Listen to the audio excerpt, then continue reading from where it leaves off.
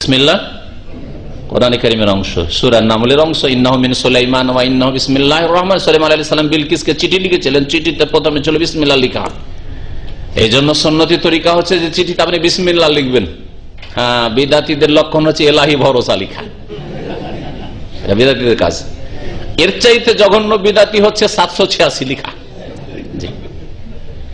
786 অঙ্ক বের করে হরে কৃষ্ণ হয়, জানেন? এর আগে আমি কোন বক্তব্য বলেছি, অনেকদিন আগে বলেছি, এই জন্য আবার একটু রিনুয়াল করে দিলাম, কারণ অনেক নতুন ভাইরা আসছেন।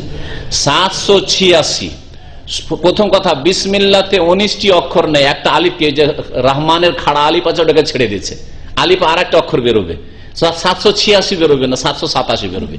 আর অক্ষরের অঙ্ক বের করা এটা আরবদের কাজ না, আরবরা জানতোই না, এটা পার্সিয়ানদের কাজ, জি ইরানিদের কাজ, ফার্সি ভাষা থেকে এটা এসছে। আবজাদ হাওয়াজ হুত্তির যে অঙ্ক বের করা, এটা আরবরা আগের যুগ জানতো না, এটা পারস্য দেশ থেকে ভারত উপমহাদেশে গেছে। তারপর উপরন্তু আফসুসের কথা যে রহমান আলিফ খাড়া আলিফ মিমের পরে আছে, ওটাকে ছেড়ে দিচ্ছে, ওখানে আর একটা এক আলিফে এক হয় নম্বর, ওটা বাড়তো, তাহলে 787 হইতো, 787 করেনি, ওটা ছেড়ে দিয়ে 786 করেছে।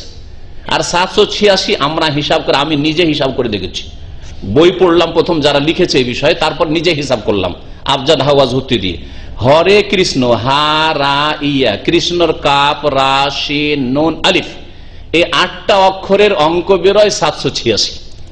তাহলে যেসব মুসলিমরা 786 গাড়িতে, বাড়িতে, চিঠিতে লিখে রেখেছে, তারা কি লিখে রেখেছে বলুন তো দেখি? হরে কৃষ্ণ লিখে রেখেছে। কিভাবে জিন শয়তান আর মানুষ শয়তান মানুষকে বিভ্রান্ত করেছে। কুফরি কথা নাই হরে কৃষ্ণ। আরে সুবহানাল্লাহ যেমন তৌহিদ, আলহামদুলিল্লাহ যেমন তৌহিদ, হরে কৃষ্ণ হরে রাম, আর ইয়া গৌসুল আজম মাদাদ, ইয়া গরিব নওয়াজ মাদাদ, এগুলো শিরক কুফরি কথা, শিরক কুফরি কথা, বড় শিরক, ছোট শিরক নয়। তাহলে 786 লিখলেন, তার মানে বড় শিরক লিখা আছে আপনার। এই অবস্থায় মরে গেলে কোনোদিন আল্লাহ মাফ করবে না। হাদিসটা